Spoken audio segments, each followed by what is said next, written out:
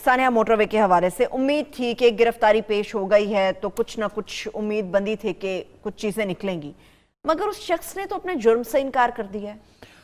वजह यह है कि शुरू से बहुत गलतियां की गई पुलिस ने जाहिर है पुलिस ही तफ्तीश कर रही थी, जो लोग तफ्तीश कर रहे थे उन्होंने बहुत बड़ी बड़ी गलतियां की। ठीक है, पहली गलती तो ये है कि इधर फोरेंसिक रिपोर्ट तैयार हुई और इधर मीडिया को पता चल गई। आपका मतलब लीक हुई या बताई गई? उसको जो कह लें, लीक कह लें, उसको बताना कह लें। वो जो लेबॉर्ट्री के इंचार्ज हैं उनके बारे में भी राय ये है कि प्रोफेशनली तो बहुत अच्छे हैं, लेकिन शोहरत का शौक है, किसी अखबार में से रब्ता होगा। लेकिन ये तो उनकी जिम्मेदारी थी ना कि वहाँ आदमी खड़ा करते और उनसे कहते हैं कि भाई आप कोई टेलीफोन ट्रेंडिंग करेंगे, और जो आदमी जाते हैं उनके टेलीफोन ले लेते और मतलब एक ऐसा आदमी मुकर्रर करते हैं, कोई मजबूत हिसाब का समझदार आदमी जो राजदारी रख सकता, और टेलीफोन उसके पास होते। अब सवाल ये है कि रात को 12-1 बजे वो या 11 बजे होंगे, वो अपना फोरेंसिक रिपोर्ट जो है वो आउट हो गई, और पुलिस कब गई उसको पकड़ने के लिए? अगले दिन रात को 1 बजे। ये हर शख्स को पाकिस्तान में मालूम था, तो उसे भी मालूम था ऑब्वियसली। ठीक है। अब ये जो कहते हैं ना कि वो उस वक्त भागा, मुमकिन है वो उससे पहले ही भाग चुका हो। इतना बड़ा ब्लंडर। फिर ये है कि जब चलिए फर्ज कीजिए कि मीडिया के हाथ लग भी गई है, मीडिया के हाथ लगने से नशर होने तक आध पौन घंटा लगता है, ठीक है। बाज़-औक़ात कम वक्त भी लगता है कि टेलीफोन पे उसे वहां तो नहीं खड़ा होगा ना रिपोर्टर, पहले उसने राब्ता किया होगा, रिक्वेस्ट की होगी, फिर उसे पता चला होगा, फिर उसने लिखा होगा, फिर उसने दिया होगा। इतने ही फासले पे उसके घर था अली टाउन में। अगर वहीं से उस वक्त रात को पुलिस रवाना हो जाती तो उसे पकड़ा जा सकता था। ये तो है उसका केस, ठीक है। हालांकि फोरेंसिक लेबॉर्ट्री ने, जिसका क्रेडिट शहबाज शरीफ को जाता है, ये उसने बनाई थी, बड़े अच्छा काम किया। मसलन ये नहीं कि पिछली दफा तो हुआ था ना, कुछ 1400 टेस्ट हुए थे, कसूर का जो साना हुआ, इन्होंने रिकॉर्ड निकाला और मिनटों में बता दिया कि ये आदमी है, मिनटों में। परफॉर्मेंस अच्छी थी, लेकिन जब बात निकल गई तो उसको मौका मिल गया वहां से भागने का। तो ये जो रिपोर्टर जो है वो जाहिर है उससे राब्ता करता है, खबर लिखता है, चलाता है, ये इसमें वक्त लगता है। अगर ये उस वक्त गांव का घेरा डाल लेते, वहीं करीब तरीन जो थाना था वहां से तो 10 मिनट में शायद उस गांव में पहुंच जाते, 15 मिनट में पहुंच जाते, 15 वाले पहुंच जाते, कोई ना कोई टीम पहुंच सकती थी इनके मुताबिक। नेक्स्ट डे का क्या मतलब हुआ? इसको कहते हैं अंग्रेजी, रिपोर्टर आजकल अंग्रेजी बड़ी बोलते हैं, नॉन प्रोफेशनलिज्म। नॉन प्रोफेशनलिज्म का तर्जुमा है निकम्मापन, और निकम्मेपन की वजूहात हैं। पहले दूसरे आदमी पे आने से पहले मैं कहता हूँ जी इस पे जरा तफसील से। एक तो पुलिस वाले जो हैं मसलसल ढीले पड़ते जा रहे हैं। 2 साल में इतने अफसर बदले, इतने आईजी तब्दील हो गए, बदली हुई। आईजी जब बदलता है, बहुत से नीचे भी अफसर बदलते हैं। जब दर्जनों अफसर बदलते हो हर 4-6 महीने के बाद, औसतन 4-5 महीने के बाद, तो बदली तो फैलेगी ना, और वैसे भी ओवरऑल जवाल है। तो ये इनके ब्लंडर की वजह से वो भागा। पता तो लेबॉर्ट्री ने तो अपना काम चंद मिनटों में निपटा दिया। अब इनका फर्ज है कि उसकी तफ्तीश करेंगे, किसने बताया, बाकायदा किसने बताया, बाकायदा तफ्तीश, पूरी तफ्तीश, और उसके खिलाफ कार्रवाई करें। इसलिए कि मुजरिम के जो वाहिद यकीनी मुजरिम है, दूसरा तो यकीनी ही नहीं है, वो तो इनकार कर चुका। अच्छा, मैं हूं ही नहीं। सुने, इसमें इसके कितने बड़े दिलचस्प पहलू हैं। दूसरा ये है कि इन्होंने दूसरे का तयन कैसे किया? उस लोकेशन से कॉल की गई थी, मगर वो कहता है कि वो सिम मेरे पास नहीं है, मेरे साले के पास है, और उसके पास एक दूसरी सिम भी है, वो सुसर के पास है, उसके नाम की, यानी कि 2 रजिस्टर्ड सिमें हैं। और जो आप बताओ उसके पास कितनी सिमें हैं? 5। यानी ये जो इन्होंने 2 साल पहले सिलसिला शुरू किया था, अखबारों में खबरें छपी थी 2-3 साल पहले कि लोगों ने बहुत सी सिमें रखी हुई हैं, तो उसमें ये तय किया गया था कि सिमें ज़्यादा नहीं जारी की जाएंगी और जिस आदमी के नाम पे होगी वही इस्तेमाल करेगा। तो अब ये वो इसकी तो हारून इसकी साहब उसकी ज़रूरत है। तस्दीक नहीं हो सकती कि जिसके नाम पर है वही। मैक्सिमम एक शख्स के नाम पर 3 से 4 सिमें हैं, जहां तक मुझे याद पड़ता है कि वो निकल सकती हैं। नहीं होनी चाहिए, नहीं इजाजत, 2 सिमों से 5 ज़्यादा सिमें। की इजाज़त नहीं होनी चाहिए। 4 उसने कोई अपना कारोबार चलाना है, और अगर कारोबार चलाना है तो उसके कवायद अलग होने चाहिए। हकीकी मुलजिम के वालिद को और उसके भाई को गिरफ्तार भी किया हुआ है। वालिद को और भाई को तो गिरफ्तार किया है, मुलजम तो भाग गया ना। वालिद और भाई से क्या मिलेगा? वालिद और भाई ने तो कुछ नहीं किया ना। वालिद और भाई शरीक जुर्म तो नहीं थे, ठीक है ना, मोस्ट प्रोबेबली। आप दूसरे का किस्सा है, दूसरा जो है उसकी माँ भी फरियाद कर रही है, बाप भी फरियाद कर रहा है कि भाई ये तो कभी थाने गया ही नहीं सारी जिंदगी, ये तो मोटरसाइकिल मैकेनिक है, सारा दिन काम करता है, और जब मजालिस होती हैं उसमें जाके उससे दिलचस्पी है, वहाँ जाता है, थोड़ी बहुत गुफ्तगू भी करता है, लेकिन उसका ज़रिया आमदन जो है वो मोटरसाइकिल मैकेनिक। मोटरसाइकिल मैकेनिक जो है वो उसका काम इतना ज़्यादा होता है सर खुजाने की फुर्सत नहीं होती जो लोग हकीकी तौर पे जानते हैं उसमें, इसलिए ये इम्कान मौजूद है कि वो बेकसूर हो। इम्कान है। अब आप देखें, तीसरी गलती देखें कि चीफ मिनिस्टर साहब ने फरमाया कि वो बेल पर था, वो कोई बेल पर नहीं था। वो नहीं था, मतलब आप किसी भी शख्स की आज तस्वीर चीफ चला दोगे। मिनिस्टर की प्रेस कॉन्फ्रेंस कब होनी चाहिए? चीफ मिनिस्टर की प्रेस कॉन्फ्रेंस उस वक्त होनी चाहिए जब मामला सुलझाया जा चुका हो, कल्मिनेशन की तरफ, इख्तिताम की तरफ बढ़ रहा हो, मुजरिम पकड़े जा चुके हों। उससे पहले तो अगर कोई ब्रीफिंग जरूरी है तो वो पुलिस अफसर कर सकते हैं। लेकिन उसमें एज अ गेस्ट अपीयरेंस तो बैठे हुए थे बुज़दार साहब, नहीं, आईजी पंजाब की प्रेस बुज़दार साहब भी की वजह से तो उस प्रेस कॉन्फ्रेंस में लोग गए ना। चीफ मिनिस्टर वहां क्यों गया? हमें तो कल ये शुबा हुआ कि वो बंदे पकड़े हुए हैं, इसलिए चीफ मिनिस्टर ने आखिरी वक्त पे शायद छुपाया है, लेकिन पता ये चला कि ये तो सारा काम ही गलत तरीके से हो रहा था। अब उसके भी रिश्तेदार जो हैं वो उनसे पूछगिछ हो रही है। उसने खैर बहरहाल उसने समझदारी की, वो गांव में अपना मकान बना रहा था, वो आया, आके पेश हो गया, उसने कहा जी मेरा डीएनए टेस्ट कर ले। उसका तो डीएनए मिला ही नहीं, मिला ही हकीकी मुलजिम का है। इसको तो शुबे पे गिरफ्तार कर लिया हारून अब साहब। वो बदनाम हो गया, हो गया, किसी भी शहरी को बदनाम कर देंगे ये लोग। अच्छा, अब ये बदनाम हो गया, उसकी बदनामी का जिम्मेदार कौन है? वो जो सारी उम्र, अब खुद पंजाब पुलिस की पोजीशन भी खराब हुई। भाई आप इतनी उजलत में क्यों हैं? मतलब ये है कि जो दबाव आया चीफ जस्टिस की तरफ से, मीडिया की तरफ, सोशल मीडिया की तरफ से, अच्छा अफसर जो है वो दबाव में फैसले नहीं करता। अच्छा, फिर ये ऐसा नहीं है कि पंजाब पुलिस के पास कॉम्पिटेंट अफसर नहीं है, कॉम्पिटेंट अफसर है, उनसे मशवरा करते हैं। पाकिस्तान में ऐसे टॉप प्रोफेशनल्स हैं जिनसे तुर्की पुलिस मशवरा करती है, जापानीज पुलिस मशवरा करती है, अक़वाम मुत्तहिदा मशवरा करता है जिनसे, ठीक है। हमारे अफसर जो पुलिस अफसर जाते हैं दूसरे मुल्कों में, भले मोटरवे वाले कलीम इमाम जो ने सूडान में तवील अरसा इन्होंने ड्यूटी दी है, और बहुत से लोग जाते हैं, तो हमारे पास कॉम्पिटेंट अफसरों की कमी तो नहीं थी। कमी नहीं है। अच्छा, हो ये रहा है कि पुलिस के अंदर जो है धड़ेबंदी भी है, ग्रुप भी है। पुलिस के सवाल के कई जवाब है, बहुत से पुलिस अफसर तो काम करते ही नहीं। वो क्या करते हैं? वो ट्रांसपोर्ट चलाते हैं, वो प्रॉपर्टी का बिजनेस चलाते हैं, यानी कब्जा माफिया। प्रॉपर्टी का बिजनेस करते हैं, उसमें बाद कब्जा भी माफिया भी होंगे। यानी जब आप पुलिस में चले गए तो आपके लिए तो आसान है ना भाई, तनख्वाह कितनी होगी, और तनख्वाहें भी बढ़ाई हैं। पंजाब पुलिस की बढ़ाई है इमरान खान साहब ने। हाँ। ज़रूरत इनको पड़ती है ना कि भाई पुलिस काम नहीं कर रही, तो बजाय इसके कि उसके असबाब का तयन करें, तनख्वाहें बढ़ा देते हैं। शहबाज शरीफ साहब ने एक दिन पुलिस वाले सो के उठे तो उन्हें पता चला कि उनकी तनख्वाहें शहबाज शरीफ साहब ने दुगनी कर दी हैं।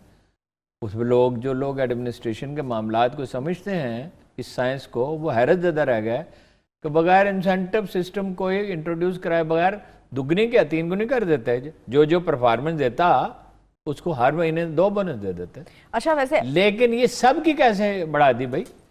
कोई काम कर रहा है, कोई नहीं कर रहा। प्रॉपर्टी का बिजनेस ऐसा है कि अगर आप पुलिस अफसर हैं तो जाहिर है आपके लिए आसानी है।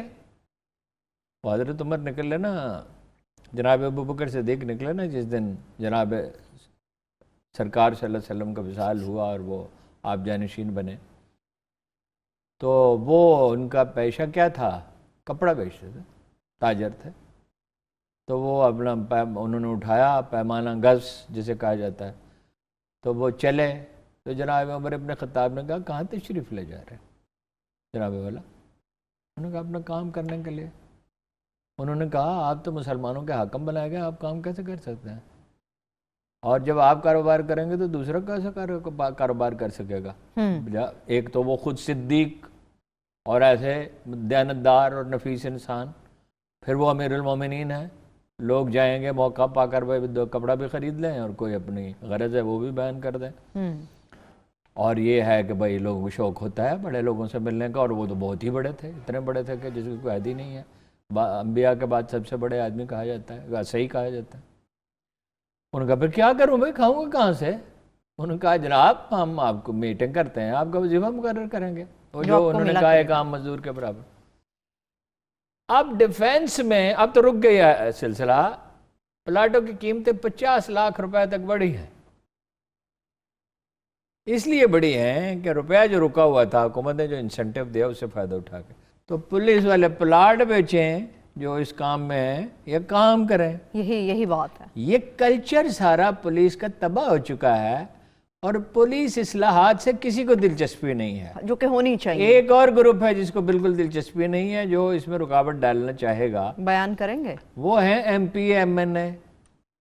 अगर पुलिस में इस्लाहात हो जाती है और सिफारिश नहीं चलती, जैसे पख्तूनख्वा में किसी हद तक हुआ था, उनको सूट ही नहीं करेगा। ये शाह फरमान है, मैं गया मिलने के लिए IG पख्तूनख्वा से, सलाउद्दीन साहब से, बड़े अच्छे आदमी थे, 2 बेटे उनके शहीद हुए थे और बड़ी अच्छी उनकी परफॉर्मेंस थी।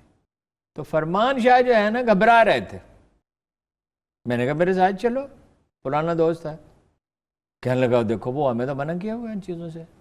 मैंने कहा आपने वहाँ नहीं बोलना, मैं तो एक सादा सी मालूमात लेने, डेटा लेना है क्राइम का, तो उसमें ना किसी मुल्ज़म के लिए हम जा रहे हैं, ना किसी मुजरम के लिए जा रहे हैं, ना सिफारिश। इसके बावजूद व्हेन वी एंटर्ड इन, फरमान शाह ने कहा जी मैं नहीं आया ये मुझे लेके।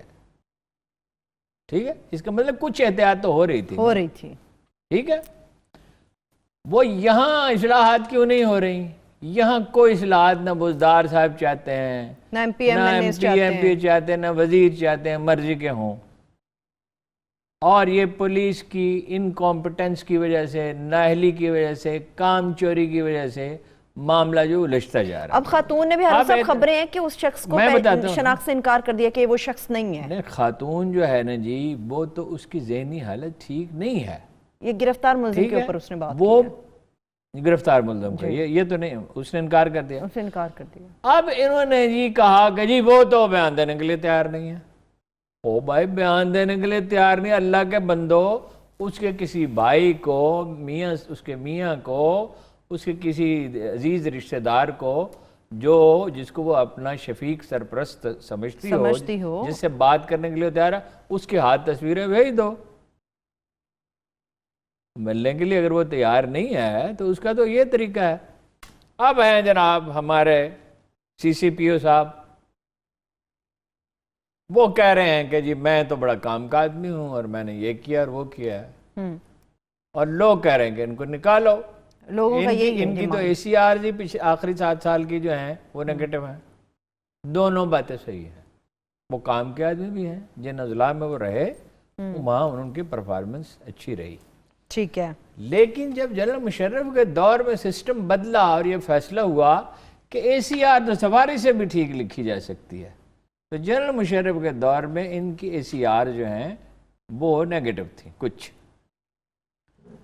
उसमें ये उसूल तय पाया कि 15% नंबर जो होंगे किसी भी चीज़ में या ओवरऑल, वो होंगे जो बोर्ड फैसला करेगा, उसके होंगे।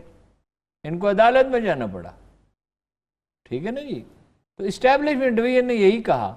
अब 2 पहलू हैं, एक तरफ तो ये डिलीवर करने वाला आदमी, ये बात दुरुस्त है, हमने लोगों से पूछा है। ठीक है, मगर जो बयान का तो इतना तबसरा हो चुका है, मैं उसमें कोई इजाफा तो नहीं कर सका। बयान तो ये फितरी था, जो बिस्तर का बयान उन्होंने दिया उस पर रद्द अमल फितरी था, उस पर उन्हें मादरत करनी चाहिए। अभी तक वो डटे हुए हैं, माफ़ी उन्होंने नहीं मांगी है, दिफा कर रहे हैं वो तो। और वो कह रहे हैं कि भाई मैं लाहौर को बदल दूंगा, और वो इमरान खान से एक दफ़ा मैंने कहा था तो आप क्या बदलेंगे, आप इंशाअल्लाह तक तो कहते नहीं हैं, आप क्या बदलेंगे। चुनाचे जब आदमी दावा करे और अल्लाह पे भरोसा न करे तो ये तो कोई मुनासिब, ये तो सही तरीका तो नहीं है। इन्होंने इस केस को बिगाड़ दिया है। उम्मीद है वैसे ये है इंशाअल्लाह कि वो तस्वीर उसकी जो है वो इतनी पब्लिक हो चुकी है, और 2 लाख की पूरी फ़ौज है पुलिस की पंजाब के एक एक गोशे में। जब ये चाहते हैं तो ये कर लेते हैं, ठीक है, पकड़ा जाएगा इंशाअल्लाह। लेकिन जो ब्लंडर्स इन्होंने किए हैं, वो कोयलो पायलो जो इस दौर का सबसे मकबूल अदीब है, वो ये कहता है ज़िंदगी में असल चीज़ गलती नहीं होती है, अहमियत गलती की नहीं है, अहमियत सबक की है। सबक की है कि वो हासिल आपने होता है। सीखा या नहीं सीखा, ठीक है, चले मैं अगर ब्रेक की तो तरफ सबक जाती हूँ। सीखे हैं तो सुभान अल्लाह, सारे लोग सबक सीखें, मीडिया अगर ना समेत। सीखे? मीडिया को बिल्कुल ये नहीं करना चाहिए था। क्या हारून साहब क्या किया मीडिया ने? मीडिया ने वो जो उसकी जो तस्वीर थी वो नहीं दिखानी चाहिए। हारून साहब, आईजी पंजाब साहब जो प्रेस कॉन्फ्रेंस करते हैं उसमें बाकायदा उन्होंने तस्वीरें दिखाई, उसी के बाद मीडिया ने ये तस्वीरें जो हैं अपनी अपनी स्क्रीन पर दिखाना शुरू की। वो तो रात को ही शुरू हो गया ना सिलसिला। तब आईजी साहब ने गलत किया ना। आईजी साहब कौन से इतने दाना आदमी हैं। चलो मैं फिर ब्रेक की तरफ जा रही हूँ। वो एक दफ़ा चलिए ब्रेक से वापस आके इस पे बात करेंगे। ब्रेक की तरफ बढ़ते हैं। जब ब्रेक से वापस आएंगे गुफ्तगू यहीं से आगे बढ़ेगी, मगर इसके साथ साथ पूरी दुनिया का कैनवस किस तरह से तब्दील होता जा रहा है इसके ऊपर भी मैं तफसील के साथ बात करूंगी। हमारे साथ रहिए। खुश आमदेद कहेंगे हारून साहब। चाइना इंडिया की तो हम बात कर रहे हैं और करेंगे भी, ये इजराइल का क्या मामला है? स्कोत्रा एक जगह, स्कोत्रा एक जजीरा है अमारात के करीब। ठीक है, ठीक है। एक तो बहरीन ने तस्लीम कर लिया, और बहरीन बहुत करीब है पाकिस्तान के। ओमान ने भी इसको बड़ा अप्रिशिएट किया। ओमान ने अप्रिशिएट उसकी तारीफ किया, तो इसका मतलब ओमान भी तस्लीम कर लिया। अब ये स्कोत्रा नाम का जो जजीरा है, ये इसमें बिल्कुल वैसा ही एक मरकज़ बना रहे हैं मुसैद वाले। उसका ऐलान कर दिया उन्होंने, छुपाया नहीं है। जैसे 5 आइज़ के नाम पे हांगकांग में एक मरकज़ था, और उसमें ऐसे हालात नस्ब थे कि वो रूस तक की जो काफ़ी फासला है उसकी जासूसी करते थे। ऐसे इलेक्ट्रॉनिक आलात थे। तो दुनिया में आलात तो बहुत बहर, और इसराइली इंटेलिजेंस एजेंसी जो है वो ज़ाहिर है दुनिया की टॉप एजेंसियों में से है। तो वहाँ से अंदेशा है कि ईरान और पाकिस्तान की जासूसी की जाएगी। अच्छा, इजराइल की तरफ से। और पर्पज़ क्या है अमेरिका का और इसराइल का? पाकिस्तान को डी न्यूक्लियराइज करना, पाकिस्तान के एटम बम का एटमी कुव्वत की हैसियत से ख़ात्मा। इसके लिए वो लगे हुए हैं। इसके लिए कहा जाता है कि भुट्टो से भी वो नापसंद करते थे। ये बात सही है, अगरचे तहरीक तो वो जो चली वो इलेक्शन में दांधे के ख़िलाफ़ थी, लेकिन बहरहाल वो एटमी प्रोग्राम की वजह से भुट्टो को पसंद तो नहीं करते थे। और ज़िया-उल-हक को जो उन्होंने कत्ल किया तो उसकी भी यही वजह थी। मुझे तो इसमें कोई शुबा नहीं अमेरिका ने कत्ल किया उसको, या इजराइल ने किया। न्यूक्लियर प्रोग्राम को उसने मुकम्मल किया था। और ग़ुलाम इसहाक़ खां से जो वो नफ़रत करते थे तो वो इसलिए करते थे। ग़ुलाम इसहाक़ खां तो बार्थोलोमेव ने कहा था, general Hamid Gul, general Aslam Beg, Syed Abida Hussain, foreign secretary और एक और साहब वहाँ मौजूद थे।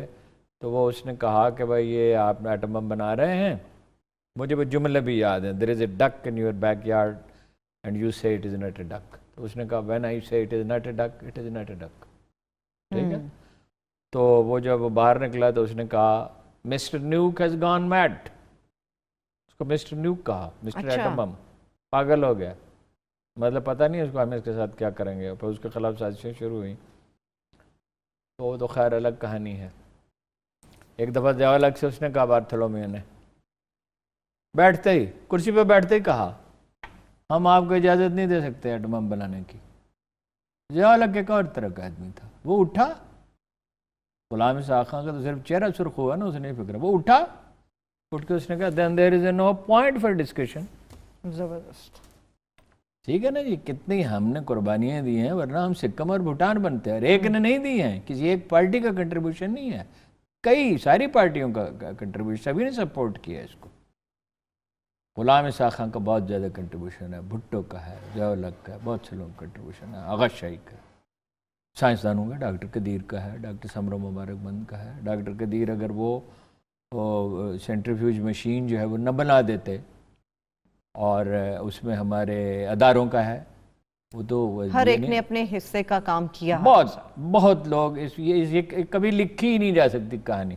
मुझसे कुछ साइंसदानों ने कहा था कि लिख दो, बड़ा इसरार किया था। मैंने कहा हुजूर इसका बेनिफिशियरी तो इंडिया और इजराइल और अमेरिका ही होगा ना, अगर सही मालूमात देंगे। हाँ। और अगर नहीं देंगे तो उसके लिखने का मकसद क्या? अब वो करेंगे क्या? इंडिया तो ये जो करेगा उसकी पहली बात हम बता चुके हैं कि वो अफगानिस्तान में शमाल के लोगों से मिलकर एक मलेशिया बनाने की कोशिश करेगा, और वो अशरफ गनी को बचाने की कोशिश करेगा, और अशरफ गनी डिले करता रहेगा मुज़ाकरात को कि ट्रंप हार जाए, जो बाइडन आ जाए, तो उसमें पॉसिबिलिटी है कि वो नुक्ता नज़र थोड़ा बदल जाएगा, कि वो अमेरिकी यहाँ स्टे करें, अपने इंटरनेशनल रोल को ज़्यादा अहमियत दें, और अपने जो उसका तो सिंपल नुक्ता है ना कि हमारा पैसा ज़ाया होता है बहुत, ठीक है। पाकिस्तान में मजीद वो ये करें, जो कुछ वो कर रहे हैं वो हमें मालूम है। पख्तून तहफ़्फ़ुज़ मूवमेंट सिंध में जो अलहदगी पसंदों की जो बहुत थोड़ी सी तादाद में उनकी हौसला अफजाई, बलूचिस्तान में उनकी हौसला अफजाई, $500 मिलियन बलूचिस्तान को खर्च करते हैं। NGOs की मदद। अब पैसा तो आता है स्कैंडिनेविया से, यूरोप से, लेकिन हु नोज कि वो किसका पैसा है? इंडिया का है, इजराइल का है, अमेरिका का है, CA का है, NGOs की। जर्नलिस्टों में ऐसे लोग पैदा हो गए हैं जिन्होंने सारी उम्र एक ही काम किया, किसी न किसी तरह पॉपुलैरिटी हासिल हो जाए, मेहनत की, अच्छा किया। मतलब मैं ये नहीं कहता कि सारी चीज़ें उन्होंने बुरी की, मेहनत मुशक्क़त के बगैर पॉपुलैरिटी नहीं होती, हर बेर जितने मर्जी से। अब वो कहते हैं हमें नामकबूलियत गवारा है, मगर हम इसराइल तस्लीम करने की हमायत करेंगे। अरे अचानक सारी उम्र आपने 30 साल मकबूलियत हासिल करने के लिए आप लगे रहे। सोचने का तरीका बदल गया ना। देयर आर बिजनेसमैन, टेक्सटाइल के बिजनेसमैन हैं जो उर्दन कपड़ा भेजते हैं। पाकिस्तानी टेक्सटाइल आपको पता ना, होम टेक्सटाइल दुनिया में बेहतरीन समझी जाती है, और तो वो वहां से उर्दन से फिर इजराइल जाता है। उनमें से बाज की ख्वाहिश है, या आप यूँ कह लें हो सकती है, हम ज़्यादा डेफिनेट टर्म्स में गुफ्तगू नहीं करते, जजमेंटल नहीं होने चाहिए, कि भाई इजराइल डायरेक्ट भेजिए, वहाँ से कुछ सामान भेजिए, मंगवाएं। अब हल्की हल्की आवाज़ें उठ रही हैं, कौम मानने नहीं देगी। इमरान खान के इर्द गिर्द भी ऐसे लोग मौजूद हैं, बस जर्नलिस्टों ने भी उसे मशवरा दिया, देंगे इस पे। एक काम वो ये करेंगे कि वहाँ यहाँ फिरका वारियत फैलाने की कोशिश करेंगे। एक वाक़या हो चुका, 2 वाक़यात हो चुके। एक वाक़या ये हुआ कि एक मकतब फ़िक्र के, हम किसी का नाम नहीं लेंगे, ये हमने तय कर रखा है, एक मकतब फ़िक्र के एक आदमी ने अरबी ज़ुबान में गैर ज़िम्मेदाराना गुफ्तगू की। चलिए छोड़िए यार, उस समय फिरका वारियत फैलाने की कोशिश कर रहे हैं, ये बहुत ज़रूरी है। दूसरों ने उस पर रिएक्ट किया, उस रिएक्शन को से अरब ममालिक ने बाद ने फ़ायदा उठाने की कोशिश की, या प्रॉक्सी वार को वो बढ़ाने की कोशिश करेंगे। हम इसको बिल्कुल सरफे नज़र नहीं कर सकते। कुछ सफ़ीरों ने कुछ लोगों से मुलाकातें की हैं इसको हवा देने के लिए, और कुछ लोग हैं जिन्हें बाहर से मदद मिलती है, और ये मुझे बताने की ज़रूरत नहीं है किसी को कि वो लोग कौन है, देने वाले कौन है, लेने वाला कौन है, सब ये बताने की ज़रूरत भी नहीं है कि दुबई से किन के रास्ते किसको पैसा मिलता है, और डायरेक्ट किसको मिलता है, और लंदन कौन जाते हैं, और मिडिल ईस्ट जाके कौन वसूल करते हैं, और अमेरिका कौन जाता है। ये अदारों को मालूम है, वो बेहतर तो इसमें नरमी नहीं करनी चाहिए, ठीक है। वो यहाँ दाखिली इंतशार पैदा करने की कोशिशें भारत तेज करेगा। इजराइल अब उसका हलीफ है, हमें इजराइल से डायरेक्ट कन्फ्रंटेशन की कतन कोई ज़रूरत नहीं है। हम अपना तहफ़्फ़ुज़ चाहते हैं, हमारा काम किसी पे हमला करने, इंडिया पे भी नहीं। हमारी पॉलिसी ये नहीं है कि हम इंडिया पे अटैक करें, हमारा अपने दाखिली मसाइल बहुत हैं, हमें उनसे निपटना। इंडिया तो पहले कमज़ोर हुआ है चाइना को लेकर हारून साहब, फिर पाकिस्तान अब इंडिया और चाइना का मामला देख लें, जल्दी जो मौज़ूआत बहुत हैं। इंडिया और चाइना का मामला ये है कि वो एक तरफ तो मफाहमत हो गई बज़ाहिर, दूसरी तरफ चीनियों ने बता दिया 1 इंच इलाका नहीं देंगे, बल्कि जिन 4 चोटियों पे प्यांगयांग झील के ऊपर कब्जा किया है वो खाली करें। अब वो कह रहे हैं, डरे हुए भी हैं, हीरो बनने की भी कोशिश कर रहे हैं। 2 पैरेलल उसमें पैटर्न्स हैं। डरे हुए भी हैं मोदी साहब, और हीरो हीरो भी भी बनना बनने की कोशिश चाहते कर रहे हैं। आना खर्च होंगे, क्योंकि वो वहाँ असला ले जाना आसान तो नहीं ना। ट्रकों के काफिले अप्रैल से अक्टूबर तक जाएंगे, अक्टूबर के बाद तो बहुत शदीद बर्फबारी होती।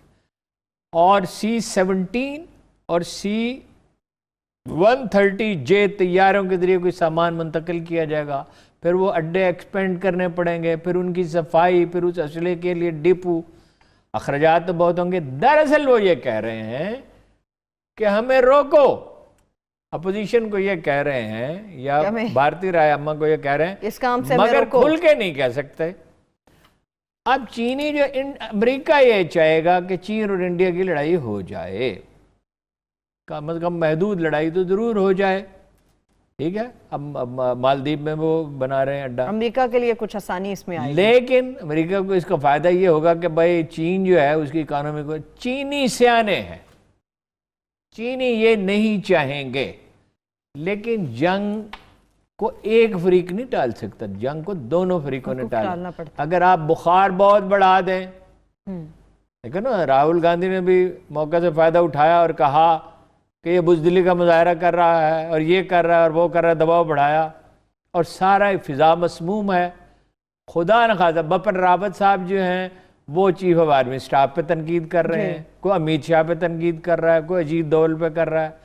अब इनमें से कोई भी अगर आदमी जो है कोई हमाकत कर बैठे किसी महाज पर, थोड़ी सी भी जंग हो, तो इस पूरा खुद खित्ता डिस्टेबलाइज हो जाएगा। कुछ चीजों का इंसार ट्रंप के जीतने या न जीतने पे है, जैसे कि अगर ट्रंप अफगानिस्तान, ठीक है, देखिए बड़ी दिलचस्प बात यह है कि जितनी अशरफ गनी से अंडरस्टैंडिंग है ना अमेरिकियों की, तालिबान से उससे कम नहीं है।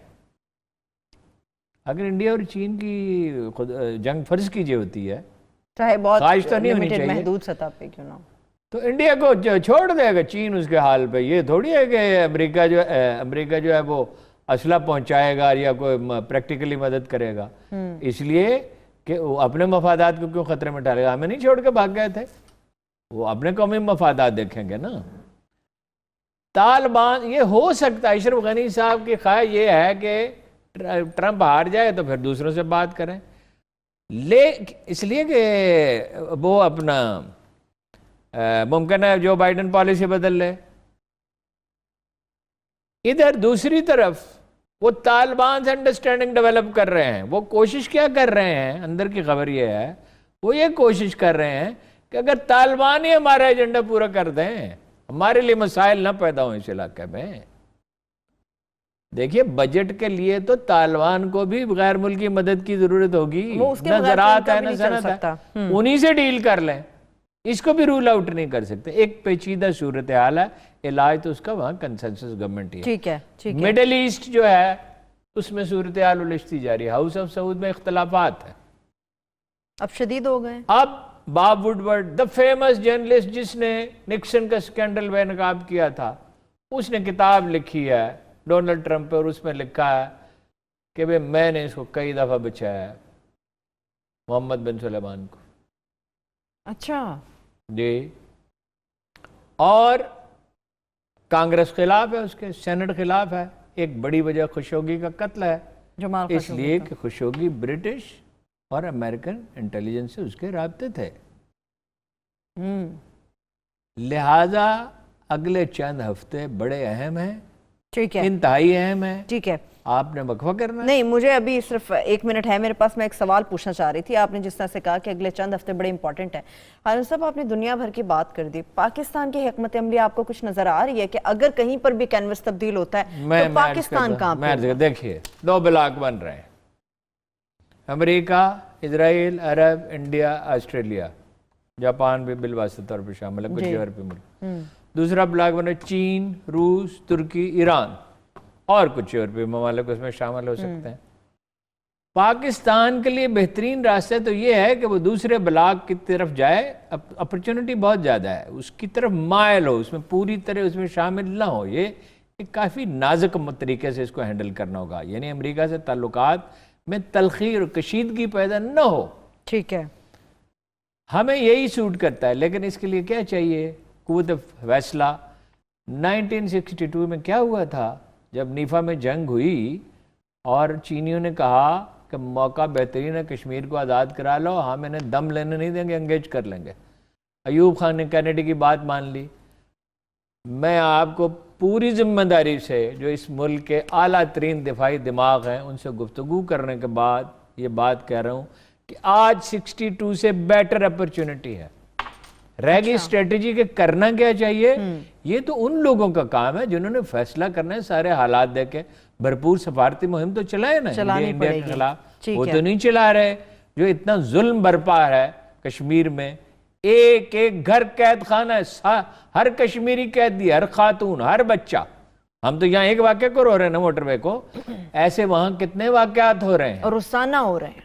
ठीक है, अब ये लीडरशिप की जिम्मेदारी है। कश्मीरियों के सफीर हैं, उनका नाम आपको पता है? सुना था एक दफा वज़ीर-ए-आज़म पाकिस्तान इमरान खान साहब हैं। हाँ। एक दफा तकरीर में उन्होंने कहा था मैं कश्मीर हरकत में है। ठीक है, मैं जरा ब्रेक की तरफ चल रही हूँ, एक छोटी सी ब्रेक की तरफ चलते हैं। ब्रेक से वापस दिया था, लेवीज में से किसी को निकालना नहीं था, खत्म नहीं करना था। लेवीज का निजाम क्या है? सरदार भर्ती करते हैं, उन्हीं को पैसे दिए जाते हैं, वो आगे तनख्वाह देते हैं। अब देते हैं नहीं देते, वो काम करते हैं नहीं करते। आमतौर पर तो उनकी परफॉर्मेंस ऐसी है कि वो मौका माल से ही भाग जाते हैं जहां जुर्म हो रहा हो। उन्होंने तो कोई मदद नहीं की। पुलिस ने कुछ किया, बाद जगह पर बहुत अच्छा किया। ब्रेक थ्रू तो हुआ जनरल जंजुआ के दौर में, जब वो गए उन्होंने इतनी अपनाइयत का मुजाहरा किया। वो काम जो आजम खान मुशर्रफ पाकिस्तान में मुकम्मल नहीं कर सके थे, वो मुकम्मल करके आए कि वहाँ माहौल पैदा कर दिया, कशीदगी ख़त्म कर दी, ज़्यादा कशीदगी नहीं रही। फिर जनाब आमिर रियाज गए, उन्होंने बड़ा अच्छा काम किया, उन्होंने करप्शन रोकने की कोशिश की। उसके बाद भी जो लोग गए काम तो सब कर रहे हैं। और एफसी ने काम किया, स्मगलिंग रोकी और बहुत सी चीज़ें की, कम की, रोकी तो नहीं है, ईरान से हो रही है। तो ये जो एहसास महरूमी है अरुण साहब, इसको ख़त्म या कम करने के लिए क्या हो सकता है? यही है ना, जॉब्स क्रिएट करें। तालीम में को जनरल कैनी साहब ने काम किया, वहाँ इंस्टीट्यूट ऑफ मेडिकल साइंसेज बनाया, यानी वो फौज की जगह थी, वो उन्हें दे दी। और वो उसे ड्राइंग से उन्हें बड़ी दिलचस्पी है। जनरल साहब जो है ना वो पूरे आर्किटेक्ट हैं। अच्छा। वो उन्होंने उसका नक्शा इस तरह बनवाया कि भाई वो दीवारें उसी तरह रहें, छतें बदली जाएं, वो बहुत खूबसूरत जगह बन गई। फौज ने अदारे बनाए, पब्लिक को मोबिलाइज किया, खातीन के लिए पर्दे में जैसा वहाँ का कल्चर है, मीना बाजार लगाए, मेले लगाए, खेलों के मुकाबले किए। 5-6 साल पहले जब मैं वहाँ गया, एक ज़माना था कि आप शहर में छावनी से बाहर निकलते हुए झिझकते थे। तो 5-6 साल पहले जब मैं गया, जनरल जंजुआ थे उस वक्त, तो हमने तनहा मैंने और हबीब अकरम साहब ने सफ़र किया ज़ियारत का, और रास्ते में हर जगह पाकिस्तान के झंडे लगे हुए थे। बहुत बड़ी तब्दीली है। कहाँ के वो भत्ता वसूल करते थे और पाकिस्तानी परचम बाज़ जगह पर लहराने की इजाज़त नहीं थी। कहाँ ये कि अब सूरत हाल काफ़ी बेहतर है, लेकिन अपनी हरकतों से वो बाज नहीं आएंगे। चीन के इस इक़दाम के बाद कि ईरान में वो इन्वेस्टमेंट करेगा, और चाबहार और गवादर जो है वो मतलब ये है कि उनमें कोऑपरेशन होगा, सिस्टर ऑर्गेनाइजेशंस होंगी, क्योंकि गवादर का फासला जो है ना सेंट्रल एशिया से चाबहार के मुकाबले में 16 घंटे कम है। तो दोनों मुल्क अगर मिलकर काम करते हैं तो उससे दोनों का फायदा है। तो बड़ा अच्छा फैसला। ठीक है, अब पूरे मुल्क के बल्दियाती इंतखाबात है हारून साहब, होने चाहिए। बल्दियाती इंतखाबात जो हैं, जो ऑक्सफोर्ड के पढ़े हुए चीफ मिनिस्टर साहब हैं हमारे सिंध के मोअज़्ज़ज़, वो कहते हैं मर्दमशुमारी ही सही नहीं हुई, और जो पिछली वो थी हल्का बंदियाँ वही नादुरुस्त थी। पहले वो दुरुस्त करें तो फिर हल्का बंदियाँ होंगी, फिर इलेक्शन होंगे। तो मतलब ये है तो कि ना नॉर्मल तेल होगा, ना राधा नाचेगी। अच्छा, चाहते इसलिए कि पार्लिमानी निज़ाम में जो हमारे यहाँ जिस शक्ल में है, पार्लिमानी निज़ाम जिस शक्ल में मौजूद है, जिस शक्ल में है, इसमें तसादम है बल्दियाती इदारों के साथ। MNA और MPA नहीं चाहते बल्दियाती इदारे, उनकी सूबाई हुकूमतें नहीं चाहती। पंजाब में 4 महीने के लिए मुलतवी हो गए हैं। चुदराहट खत्म हो जाती है शायद, जाहिर है। और सियासतदान किस चीज़ के लिए सारी ज़िंदगी दाव पे लगा रहे हैं जी? आप जी खीर खाओगे, खीर ही खाने के लिए तो आप बने, और किस चीज़ के लिए बने? तो भाई इस चौधराहट के लिए तो मतलब इनमें सबसे अच्छा एडमिनिस्ट्रेटर जो था पिछले 15-20 साल में वो चौधरी परवेज़ इलाही थे। मैं उनसे मिलने के लिए गया अच्छा। पहली दफा जब मैं तो वैसे कहीं से किसी से मिलने के लिए गया तो उन्हें पता चला, तो अदराय करम उन्होंने कहा भाई उनसे कहें मुझे भी दें 10 मिनट। मैं गया उनके पास, तो उन्होंने कहा कोई मशवरा दें। मैंने कहा ऑफ हैंड तो कोई मशवरा नहीं है, तो किसी दिन मैं आऊँगा फिर मशवरा दूंगा। तो फिलहाल तो इतना ही मशवरा कि अपना वक्त ज़ाया न किया करें, और ये हर वक्त जो लोग चले आते हैं तो ये नहीं, इसका टाइम मुकर्रर करें। वैसे चौधरी साहब से याद आया, तो मौलाना साहब भी मिले। उन्होंने कहा, मैंने कहा आपको प्रॉब्लम क्या, कहते बलदियाती इदारे। अच्छा, उनको भी बलदियाती इदारों से मसला। बलदियाती इदारे, अच्छा खैर उन्होंने काम चला लिया, उस काफ़ी समझदार आदमी है। लेकिन शहबाज शरीफ ने क्या किया था, सुप्रीम कोर्ट के हुक्म के बावजूद 1 साल इलेक्शन ही नहीं कराए। यानी सियासी पार्टी, भुट्टो साहब ने नहीं कराए, बेनजीर ने नहीं कराया, डॉक्टर मुबशर और नईम रहमान उन्हें कहते रहते थे, बेनजीर ने नहीं कराया, जरदारी ने नहीं कराया। अगर कराए इख्तियारात नहीं दिए। ठीक है। शहबाज शरीफ साहब ने 1 साल इलेक्शन नहीं करा, 1 साल हलफ ही नहीं लिया, 2 साल इसमें गुजार दिए, इसी में गुजार दिए। इसके बाद इख्तियारात नहीं दिए। यानी कि इनको सूट किया बलदियाती इदारों से तो लीडरशिप उभरती है, एक आदमी चाहता है वैसे। चले मुख्तसर करेंगे, वो फिर एक इमरान और खान मामला भी है, है। इमरान खान चाहता है, इमरान खान साहब चाहते हैं। ठीक है। मेरा ख्याल। चौधरी साहब की आपने बात की, चौधरी शुजात से मौलाना साहब ने मुलाकात की। अरुण साहब आप भी हमें कोई खबर दे दिया करें, चौधरी साहब से बात आपकी हुई कि नहीं? आपके सामने मैंने मोहन इलाही साहब को फोन किया, चौधरी परवेज इलाही साहब को फोन किया, चौधरी शुजात साहब को फोन किया। बंद थे नंबर? नहीं, नंबर खुले थे, कुछ तो थे जो वो अंगेज थे, कुछ जो थे वो कह रहे थे राब्ता नहीं हो सकता, कुछ जो थे वो कहते चौधरी साहब तो नहीं है। परवेज इलाही साहब वाक करने के लिए गए हुए थे, मोहन इलाही साहब को साथ लेके गए, रात के 8 बजे क्यों 9 बजे क्यों वाक करने के लिए? मान लें कि कुछ राजदारी है, आपसे राब्ता नहीं करना अभी फिलहाल मेरा ख्याल है, अगर ये बदगुमानी है तो अल्लाह माफ करे, अभी फिलहाल वो नहीं बताना चाहते। कोई खिचड़ी तो पकाने की कोशिश मौलाना फजलुर रहमान तो कर रहे हैं, लेकिन चौधरी साहब आसानी से हाथ आने वाले नहीं। ठीक है। वैसे ये जो खिचड़ी पकाने की कोशिश हो रही थी, इसमें नवाज शरीफ साहब का भी नाम आ रहा है। जमात इस्लामी के हाफिज हुसैन अहमद साहब हैं, वो कहते हैं जमीयत